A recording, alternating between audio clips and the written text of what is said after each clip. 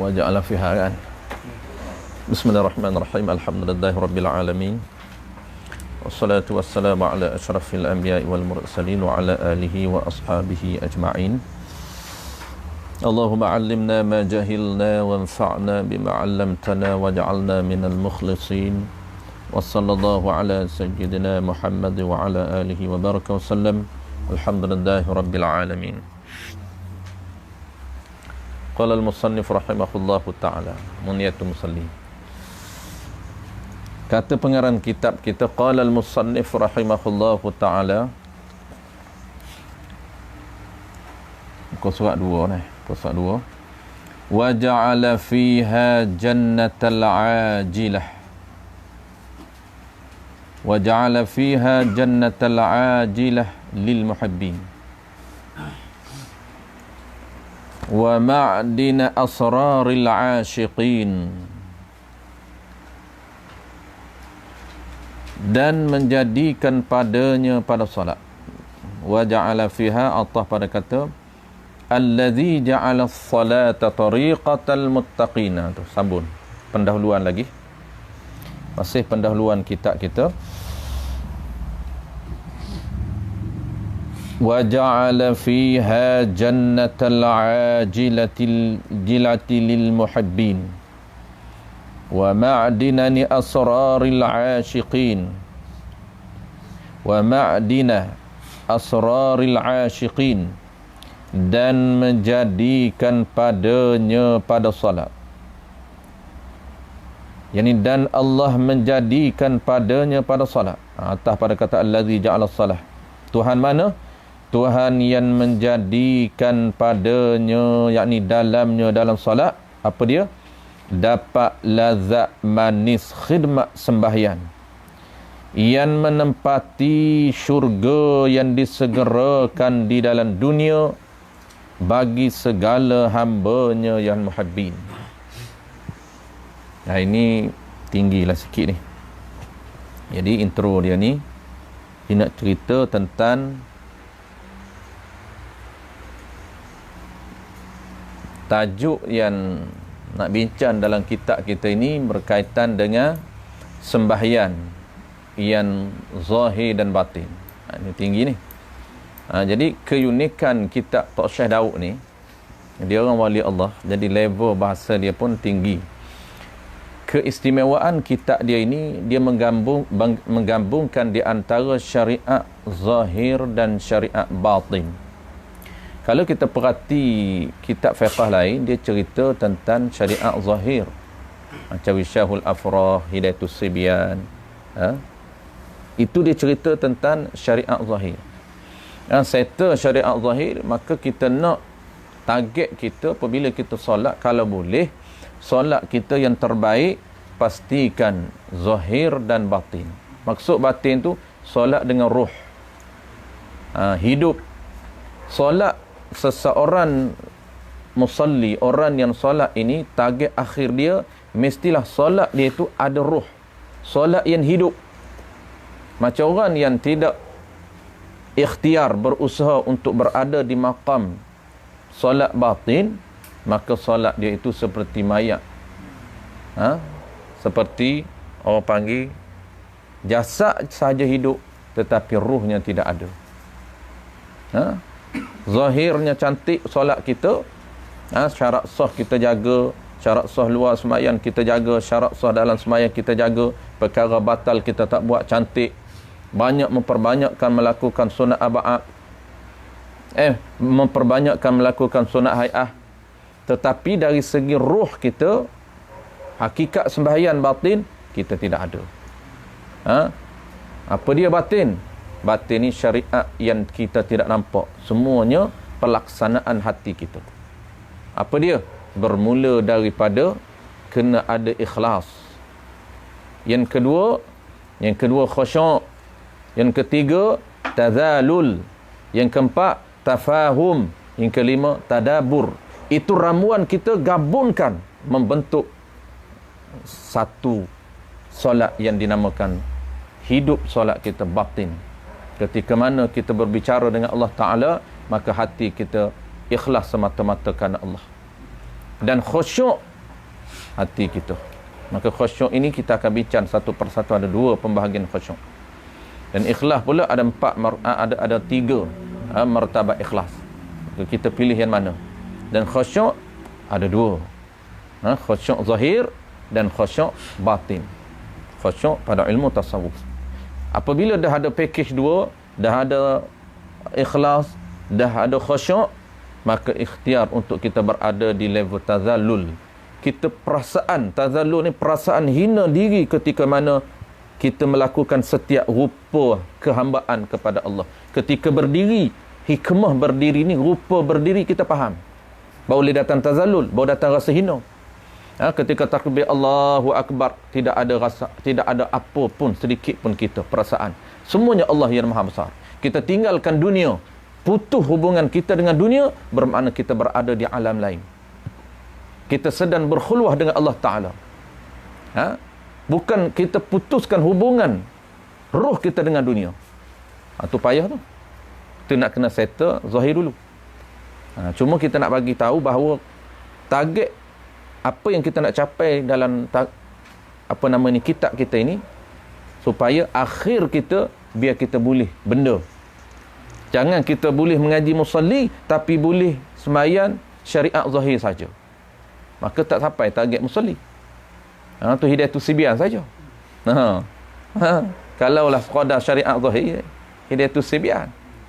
Ini tak, ini level upgrade lagi level kita, sehinggalah gabungan di antara solat zahir cantik, mantap, kita jaga undang-undang zahir cantik, dan kita cuba nak berusaha untuk berada di level batin. Ruh kita hidup ketika mana kita bercakap dengan Allah. Kita hidup.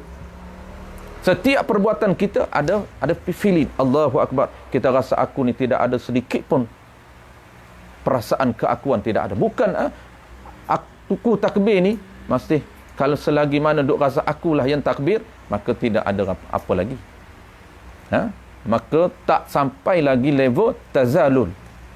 Nak boleh rasa hina di hadapan Allah, dia tidak ada rasa apa pun. Hilang perasaan keakuan dalam diri dia. Ananiyah yang boleh menjadi hijab di antara hati dia dengan nampak kepada Allah Ta'ala. Antara penyakit yang terhijab hati dia daripada nampak, daripada muraqabah, daripada musyahadah, daripada syuhud kepada zat Allah, syuhud kepada sifat Allah, syuhud kepada af'al Allah. Apa dia? Ananiyah. Perasaan dia, akulah boleh takbir Allahu Akbar, akulah boleh datang ke masjid, akulah boleh sampai ke tempat pengajian. Nampak tak? Masih lagi ada aku. Takbir Allahu Akbar, aku tidak ada sedikit pun usaha, melainkan usaha yang disertai oleh Allah, melainkan usaha yang daripada datang daripada Allah Ta'ala. Tu rupa setiap perbuatan. Rupa kita berdiri qiyam, berdiri seorang yang bersalah di hadapan Allah. Tu rupa. Macam anak-anak kita bersalah, dia berdiri depan kita, tunduk, dia rasa bersalah. Kita pun rasa bersalah. Duk qiyam tu masih rasa bersalah sambil duk berbicara dengan Allah. Maka setiap patah bicara kita itu feeling kita. Maksud feeling tazazul. Nak datang hina mesti kita faham. Tafahum. Lepas tazalul, tafahum. Dia faham setiap apa perkataan dia yang dia ucap dengan Allah Ta'ala. Barulah tadabbur. Barulah dia perhati. Tadabbur makna. Dia faham setiap. Itu antara contohlah sebelum kita masuk satu-satu tajuk dia. Itu target yang kita nak capai. Ni dia nak cerita introduction dia ni. Kenapa dia intro dia dengan menceritakan bagaimana makan orang yang sembahyang. Allah Ta'ala menjadikan sembahyang ini, dia kata, apa dia? Allah Ta'ala menjadikan padanya, dalam sembahyang ini, padanya, yang ni dalam, pada ni dia makna dalam. Dalam apa? Dalam sembahyang. Apa dia? Dapat lazat manih khidmat sembahyang. Ian menempati lazat tu, ian menempati syurga yang disegerakan di dalam dunia. Ian menempati syurga yang disegerakan di dalam dunia. Bagi siapa dia? Bagi segala hambanya yang muhibbin. Baik. Ini bahasa dia nak cerita apa? Dia nak ceritanya Allah Ta'ala menjadikan dalam sembahyang itu, kemanisan orang yang sembahyang itu diserupakan seperti syurga. Syurga tu serupa saja. Tu misal perumpamaan orang yang dapat kenikmatan, kelazatan dalam beribadat, maka sepertilah lazat itu, sepertilah mereka dah menikmati syurga dunia. Tu. Sesiapa yang boleh menikmati kelazatan dalam solat, kemanisan dalam ibadat, maka tanda dia dah diberikan oleh Allah Ta'ala syurga dunia. Seperti nak ceritanya hebatnya, manis, kehebatan, kenikmatan, kemanisan dalam solat itu diserupakan seperti syurga. Syurga dunia. Tu nak cerita hebat kalaulah mereka boleh berada di maqam sedap, maqam lazat. Maqam orang siapa dia ni? Ni. Mereka yang dapat merasai nikmat ibadat ini, mana? Bagi hambanya, segala hambanya yang muhibbin. Bagi mereka yang muhibbin. Muhibbin, yakni orang yang kasih kepada Allah. Kalau ibadat ni dia bagi nama bagi orang awam dan orang salik. Dia panggil ibadat. Orang martabat kita dan martabat orang salik. Salik ni maknanya dia telah berjalan mata hati dia menuju Allah Subhanahu wa taala. Bukan murid. Murid ni baru duduk bersiap sedia tapi tak berjalan lagi, tak salik ila Allah. Murid baru duduk prepare, baru duduk mula mengaji. Tengok mengaji hak mana wajib, lah mula dah mengaji, tu dia panggil murid. Baru duduk mencari bekal, tak mula berjalan lagi, tak start lagi. Baik, baru duduk mencari bekal, mula belajar tapi tak boleh lagi nak latih, tak berjalan lagi. Dah latih tak boleh lagi on. Tu salik dah on dah. Tu ilmu tasawuf. Kerana kitab kita ni dia masuk, dia panggil syarif, dia panggil sembahyang, fiqh dengan tasawuf. Dia panggil ibadat. Adapun mahabbah, nama beza. Mengikut nisbah orang. Level kita panggil ibadat, level salik. Level yang mahabbah, mahabbah ni pula nama bagi ibadat orang yang wasil ila Allah. Dia tak panggil ibadat lah, dia panggil mahabbah. Kalaulah nama ibadat lagi nak kena paksa lagi. Kenapa solat isyak? Solat wajib isyak. Wajib ni solat kerana dipaksa oleh Allah Ta'ala. Kalau Allah Ta'ala tak paksa wajib, maka dia tidak akan mendirikan solat isyak. Maka solat orang yang kena mujahadah lawan nafsu dia, tu dia panggil ibadat. Tetapi mereka yang tidak perlu lawan nafsu dia, solat bukan kerana terpaksa, tapi solat kerana rindu nak bertemu dengan Allah Ta'ala. Orang yang asyik, maka dinamakan mahabbah dengan Allah, bukan ibadat. Itu beza. Beza mengikut level. Ibadat, panggilan tu samalah, hakikat samalah, cuma panggilan saja. Ibadat kita. Sebab itulah orang yang nak naik martabat, kita nak mula berjalan salik, kita kena latih memperbanyakkan ibadat sunat. Kerana ibadat wajib merupakan ibadat yang dipaksa oleh Allah Ta'ala. Kita masih lagi terpaksa mujahadah, kena lawan nafsu untuk mendirikan wajib. Kenapa? Kerana jiwa kita mesti dipaksa, barulah dia buat. Itu wajib. Maka kita nak supaya hak wajib itu menjadi kebiasaan, menjadi rutin kita, bukan sebab terpaksa. Tu dia kena latih level nafsu kita.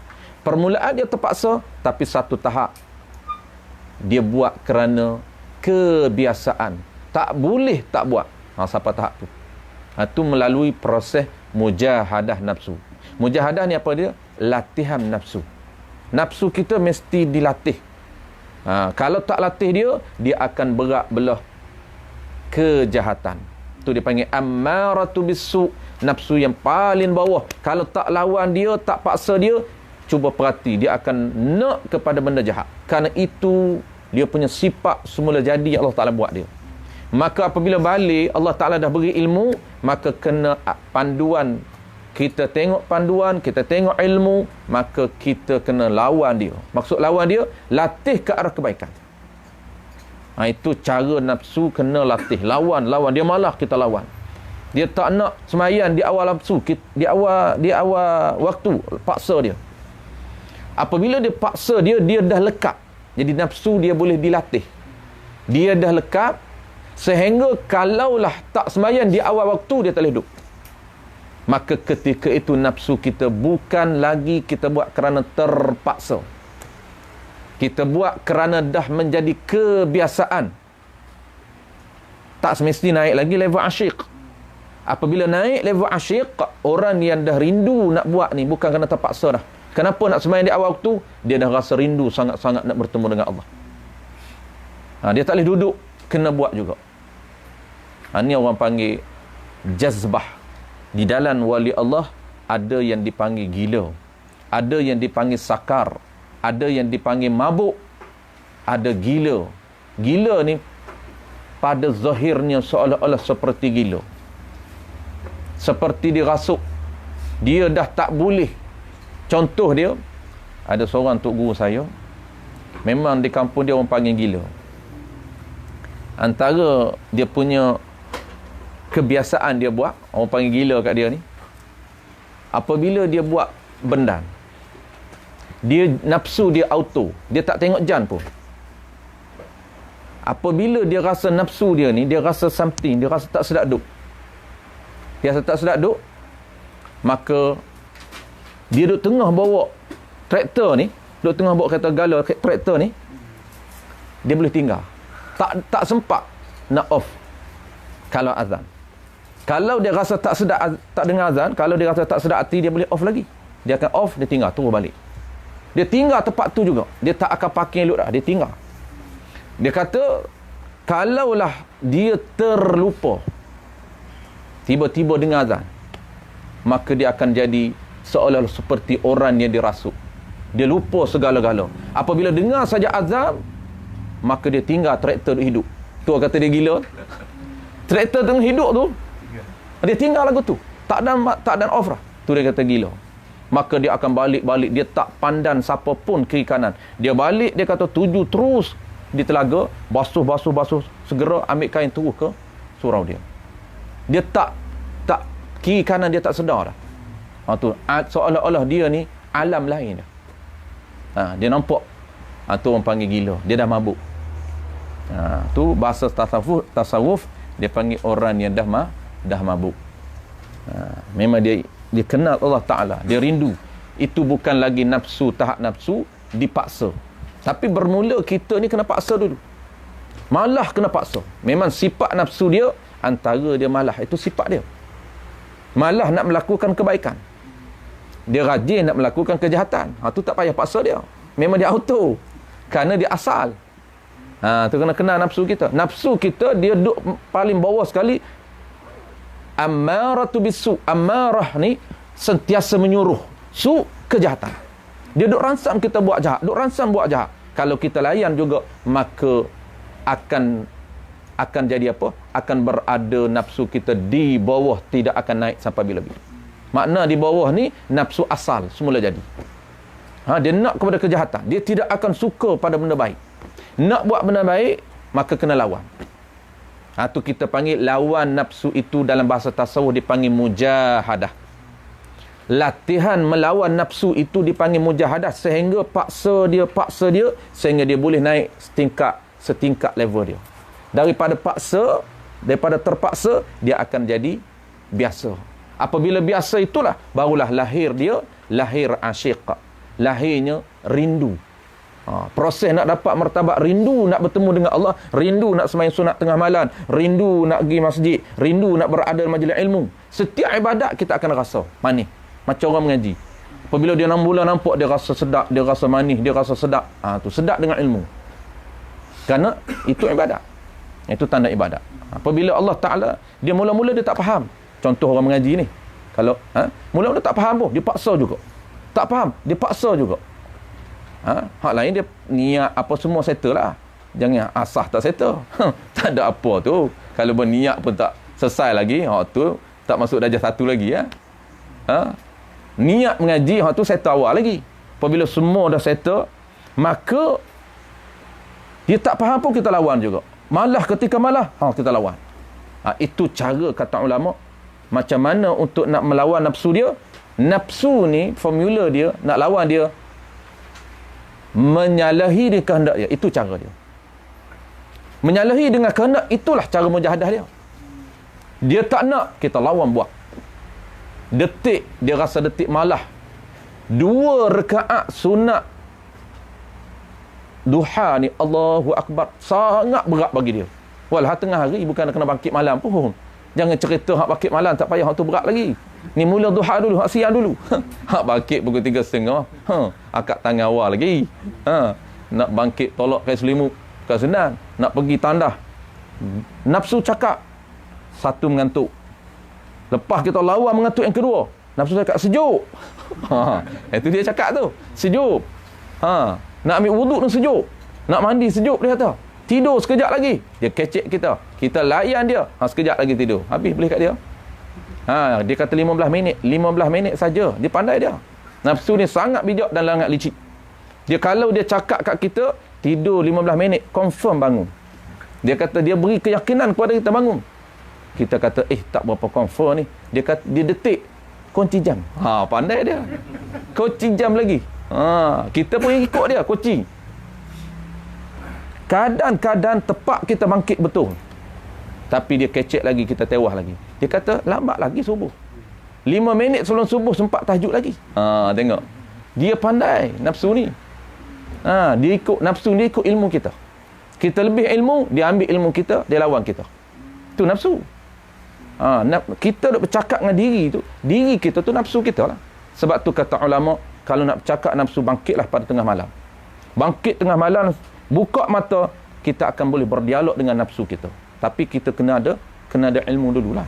Kena faham dululah mana nafsu mana syaitan. Kita tak kena nafsu syaitan mana apa. Dia ingat diri dia. Ya, diri kita tu. Nafsu kan mana diri? Nafsum tu. Bahasa Arab nafsum tu diri. Orang Melayu pun terjemah nafsu. Dia asal perkataan Arab nafsun, diri. Orang Melayu kita dia Arabkan hak Melayu tu, Melayukan Arab jadi nafsu. Dirilah, merujuk pada diri dia. Roh dia tu. Dia akan berdialog.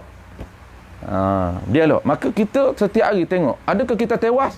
Tu Nabi kata perjuangan manusia ni, perjuangan yang lebih besar kata Nabi setelah mana balik daripada peperangan Badar. Nabi kata kita menang. Tetapi ingat, musuh yang paling besar, yang paling bahaya adalah musuh dalam diri kamu dua. Pertamanya syaitan, yang keduanya nafsu. Terkadang kita tewas setiap hari. Walaupun hebat fizikal kita, tetapi tewas kepada nafsu. Semua nafsu nak kecek, kita ikut. Ikut kita.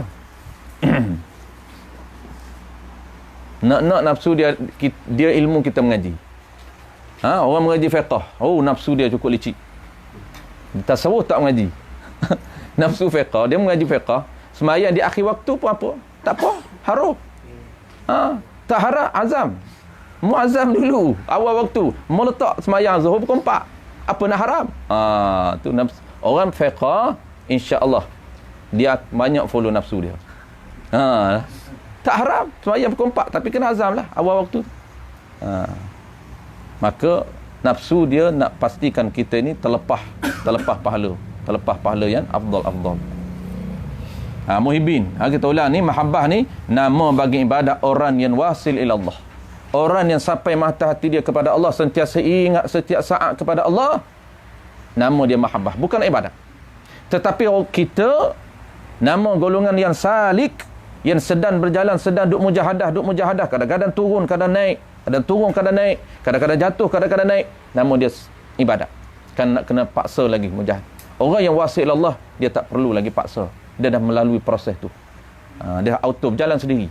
Setiap saat dia ingat kepada Allah. Sebab itulah kita ni ada 3 martabat, level. Manusia ni ada 3 martabat dengan nisbah kita dengan Allah Ta'ala. Dipanggil yang pertama, dia panggil martabat pertama martabat wasil ila Allah. Wasil ila Allah ni orang yang sentiasa ingat hati dia dengan Allah Ta'ala. Ini payah nak cerita. Kita tak berada di maqam tu, payah nak cerita. Bersambung sentiasa dengan Allah. Maka wajiblah dia nak kena ada ilmu tauhid dulu, baru boleh duduk makan ni. Nak kena Allah Ta'ala ni kena mengaji ilmu tauhid dululah. Baru boleh latih sehingga berhubung hati dia dengan Allah. Wasil ila Allah setiap saat.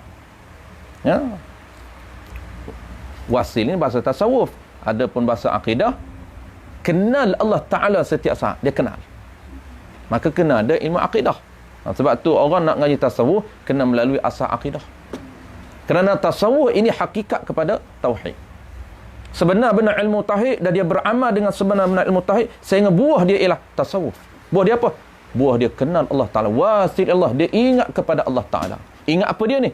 Ingat ada dua. Pertamanya zikru lisani, ingat lidah.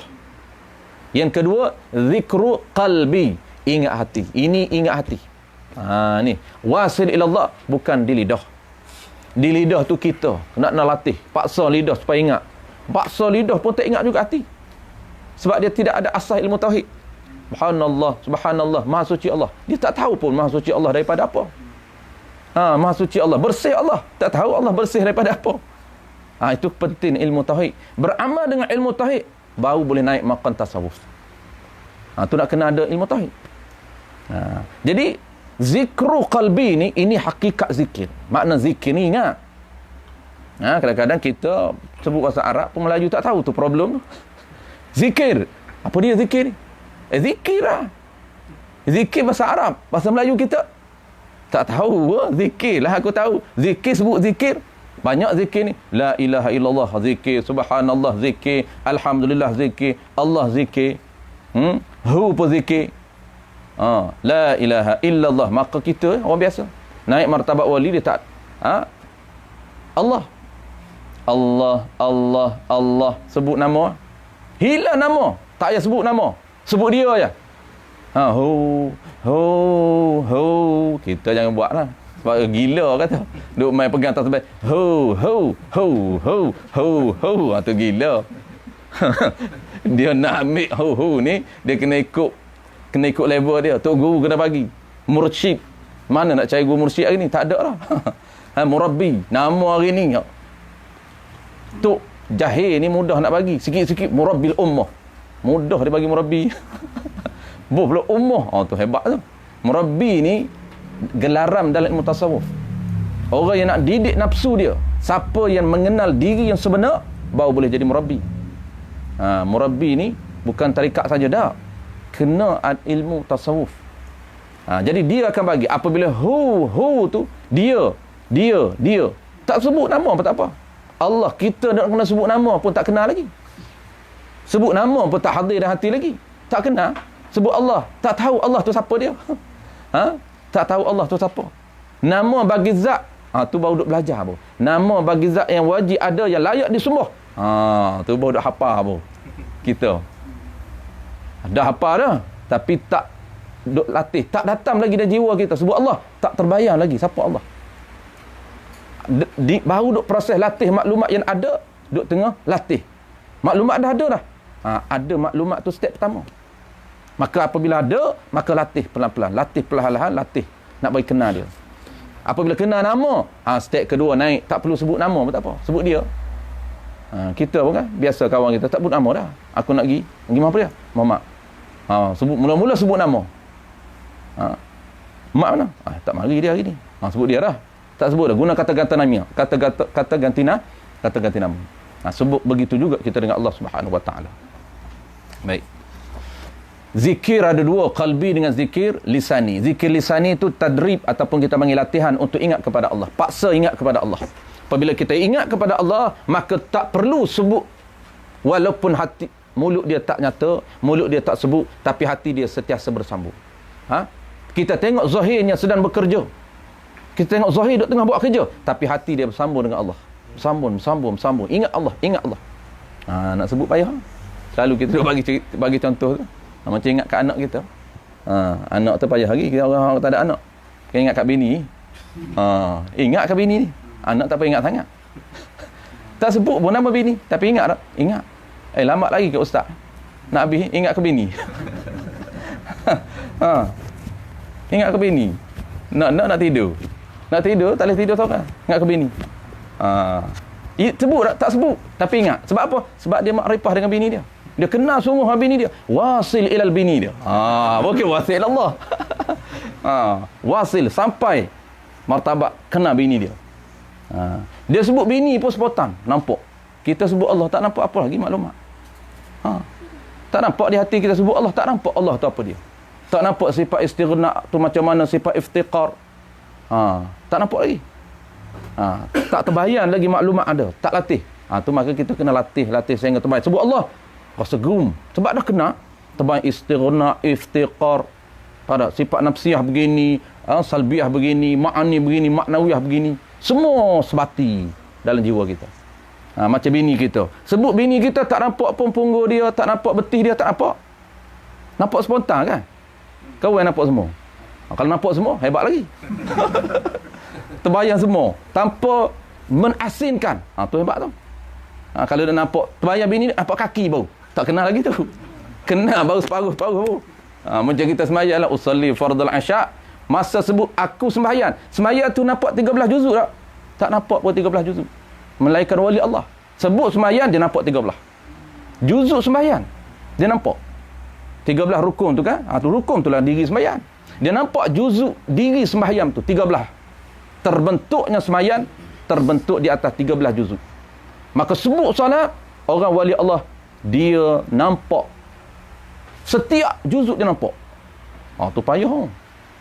Macam kita sebut bini, kita nampak muka sebatis, spontan, prup, daripada atas prup sampai ke kaki. Nampak? Dah lama duduk. Orang baru kahwin dia tak nampak habis hari.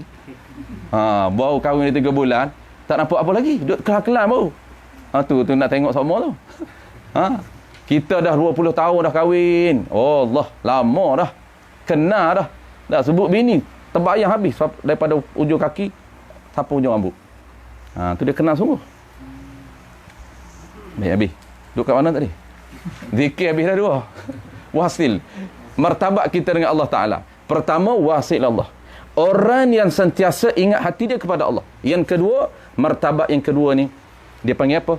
Dia panggil orang yang banyak ingat Allah, sedikit lupa. Martabat pertama, dia sentiasa ingat. Tidak ada sedikit peruan untuk dia lupa. Ni payah ni nak duduk ni. Martabat yang kedua ialah orang yang banyak ingat Allah, sedikit lupa. 24 jam tu, contoh dia, 20 jam dia ingat Allah, 4 jam jadi lupa.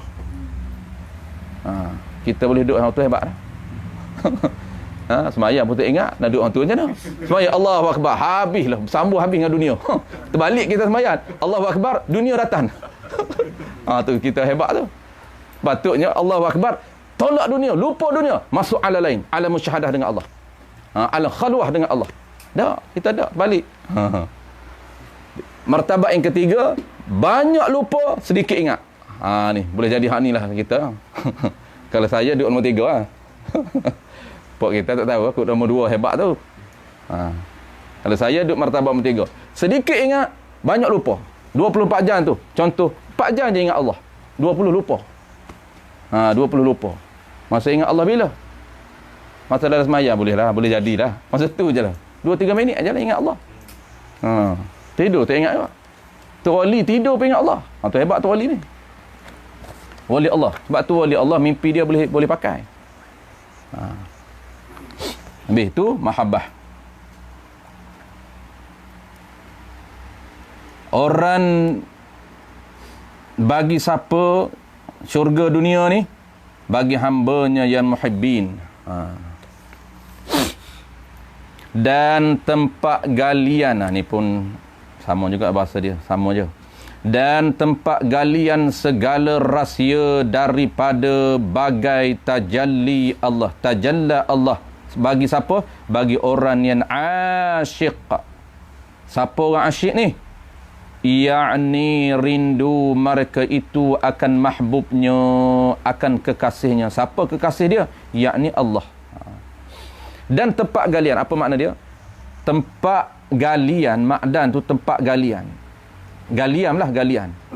Segala rahsia daripada jenis tajalli Allah itu bagi orang yang asyik. Makna apa? Maknanya Allah anugerahi rahsia-rahsia dia, rahsia-rahsia Allah itu diserupakan seperti galian. Mahalnya. Galian ni mahal. Dia ni nak Allah tak pengarang kita nak menyamakan ataupun nak serupakan mahalnya siapa yang Allah anugerah rahsia. Dalam sembahyang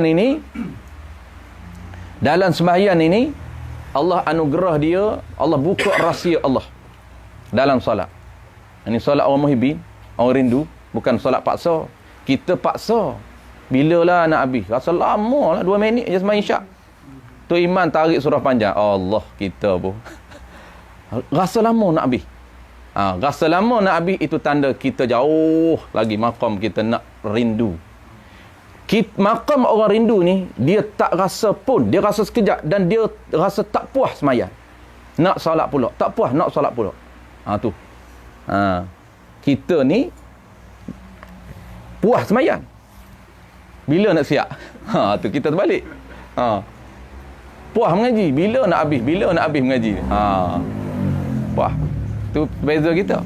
Maka kita kena lawan nafsu. Lawan dulu. Maka nak latih di mana? Nak latih sembahyang sunat. Sebab tu kata ulama, latihan nafsu, kita latih dia, ajar nafsu. Ajar nafsu, tekam dia, kongkom dia. Nafsu kena kongkom dia. Kena kongkom dia, kena tekam dia, kena paksa dia buat sunat. Ulama kata sunat pertama nak ajar dia ialah perbanyakkan sunat qabliyah ba'diyah. Latihan ni yang paling malah ni. Nafsu detik nak cepat je. Walah tak ada kerja apa pun. Nak cepat. Bagi salam turun bangkit. Nak cepat nak masuk kerja. Dia nafsu. Walah 2 minit je main sunat qabliyah. Lawan nafsu. Ketika mana dia detik tu nak cepat ni. Sehari nak masuk dah ni. Tak apa. Aku buat 2 minit. Apabila kita lawan, dia buat juga, dia tak lawan dah. Dia tak kecek dah. Okey, kita boleh siapkan sampai 2 minit. Qabliyah dengan ba'diyah. Yang kedua kata ulama, sunat apa lagi yang kita kena paksa dia? Sunat hajat. Yang ni antara dua jangan tinggal. Ni asah ni kita mula level asah. Level puak kita ni bukan level ni dah. Level puak kita tahajud. Tu dah. Level duha, level tahajud, level witir. Tu. Tapi kita kira ni level asah dulu. Sebab kita nak mengajar. Lagi mengajar ikut level kita. Tak boleh. Dia mengajar ni, metod dia kena mula bawah. Lama kita mengajar surau, cerita hak tinggi-tinggi. Dia kecil level dia. Dia kita level dia. Tu bahaya. Dia jenis nafsu dia, bukan nafsu amarah bisu. Nafsu lawamah, multahamah, radiyah. Nafsu keempat dia, radiyah. Redha. Apa saja tuan dia nak buat, nafsu tak berani. Kecek. Senyap nafsu. Nak tahajud, tahajudlah. Tak lawan. Tak berani nak lawan.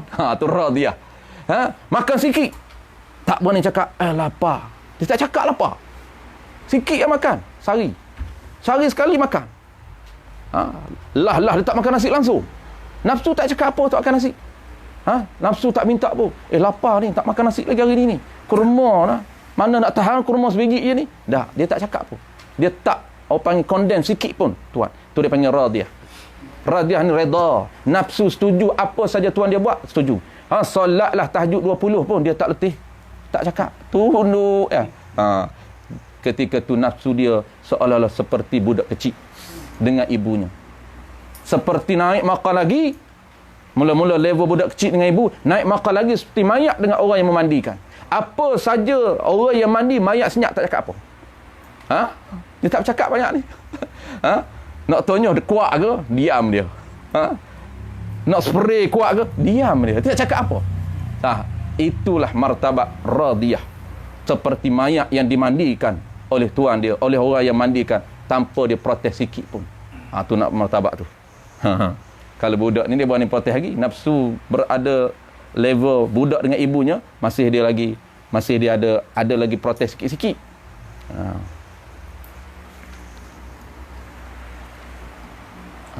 Itu dia panggil Mujahadah nafsu.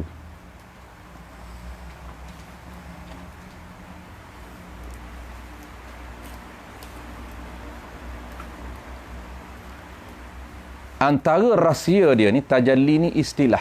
Tajalli ni Allah munculkan, dan tepat tajalli kita ialah permukaan hati.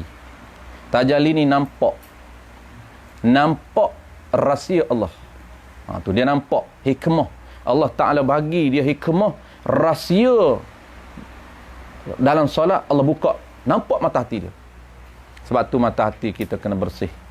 Maka jalan dia ialah mesti melalui syariat zahir. Mesti syariat zahir apa dia? Mesti 7 anggota zahir bersih daripada perkara yang diharamkan. Itu dia panggil syariat zahir. Mata kita, telinga kita, lidah kita, perut kita, tangan kita, kaki kita. 7. Zakar kita 7. 7 ini jaga jangan melakukan maksiat kepada Allah sikit pun. Kalau tersilap, istighfar. Itu 7 jaga.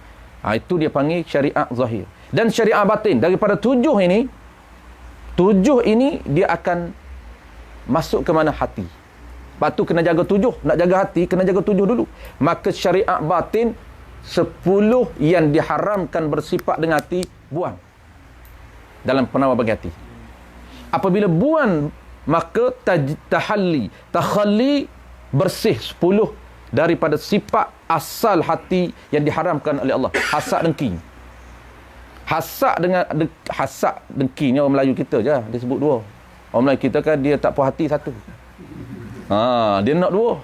Hasad dengan dengki hak tularlah. Hasadun, bukan asadun. Asadun singa. Hasad bahasa Arab. Dengki tu Melayu. Dia sebut 2-2. Orang kita hasad dengki 2-2 dia sebut. Macam itulah kita nak sebut selalu. Apa? Percaya dengan yakin. Hak tular tu. Yakin dan percaya. Bodan pula. Apa lagi? Ulama, alim. Ulama, hak tular lah tu. Alim dengan ulama tu. Alim, orang yang alim, orang yang tahu. Ulama, pangkat dia. Hak tular, orang kita suka. Alim dan ulama. Yakin dan percaya. Cukup sebut yakin cukup lah, nak bahasa Arab. Kalau nak percaya, nak Melayu, percaya. Saya percaya sungguh. Sungguh tu takik. Orang panggil. Percaya apa? Sungguh. Orang Kelantan pula, dia sengati. Sengati tu sungguh.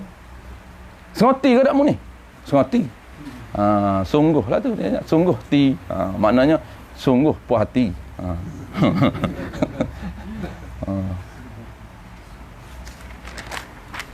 Habis.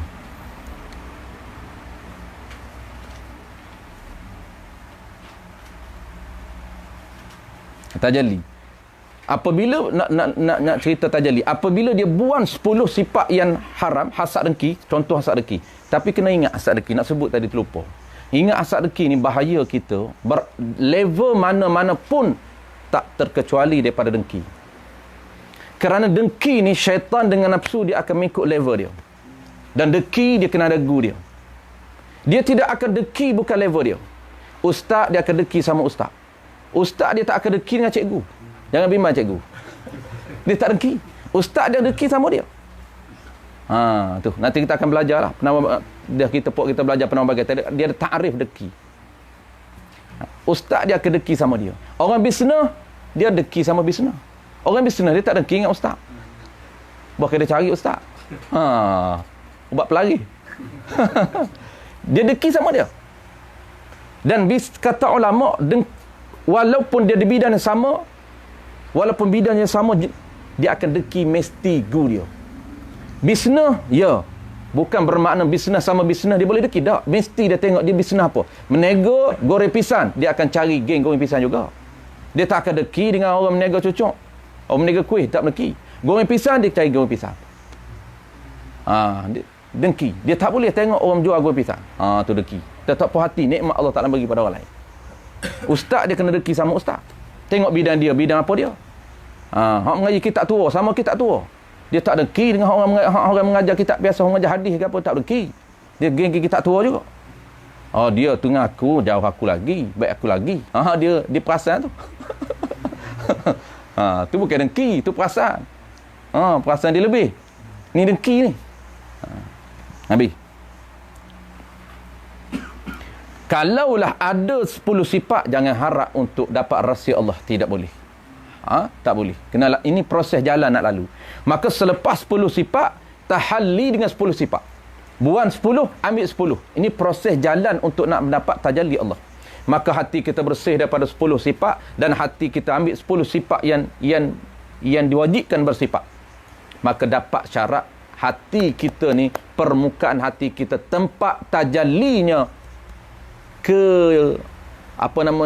kekuasaan, ataupun dipanggil rahsia Allah Ta'ala.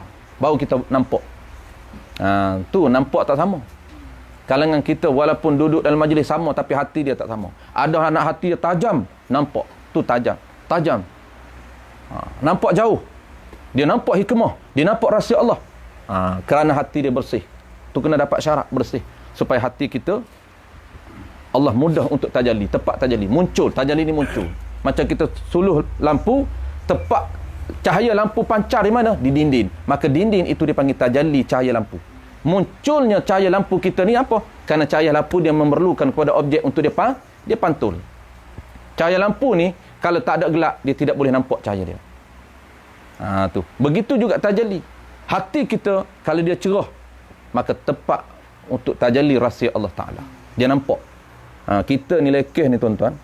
Permulaan kita latih biar kita nampak hikmah setiap hukum agama. Itu paling bawah. Latih dulu nampak. Setiap hikmah. Nampak wajib Allah Ta'ala turun. Perintah wajib. Wajib semayan. Wajib belajar. Ilmu wajib dia nampak. Wajib belajar. Dia nampak. Bagi dulu. Nampak dulu. Wajib belajar ilmu tauhid ni. Wajib ni. Dia nampak. Dia nampak gerum. Kalau tinggal ilmu tauhid dia rapat. Allahu Akbar. Beratnya aku ni. Dia nampak. Level asas dulu kita. Latih. Jangan duk buat biasa mengaji apa ni. Dia tak ada rasa apa pun. Nak kena mengaji tauhid. Dia tak ada rasa apa. Itu jauh tu. Kita bagi rasa dulu. Baru tajalli hak lain. Asas dulu. Tapak asas ada. Barulah dia mari hak lain. Barulah kita tengok. Pandang setiap pandangan kita. Nampak kebesaran Allah. Nampak af'al Allah. Tu dia panggil wahdahniyah pada af'al. Kita akan belajar sifat wahdaniyah. Nampak pandangan Allah. Tu orang panggil. Apa saja setiap apa saja pandangan kamu nampak. Fathamma wajhullah. Nampak wajah Allah. Maksud apa? Nampak rahsia Allah Ta'ala. Rahsia apa? Rahsia kebesaran Allah. Nampak af'al Allah. Tengok bukit bukau. Dia ada connection. Kita tengok bukit biasa. Oh, cantiknya ya Allah. Nampak cantik ya kita. Nampak cantik. Dia tak nampak di sebalik cantik tu. Rahsia kecantikan itu. Macam kita tengok lukisan. Anak kita lukis. Allah cantiknya, pandai sungguh. Puji anak sebab kita nampak.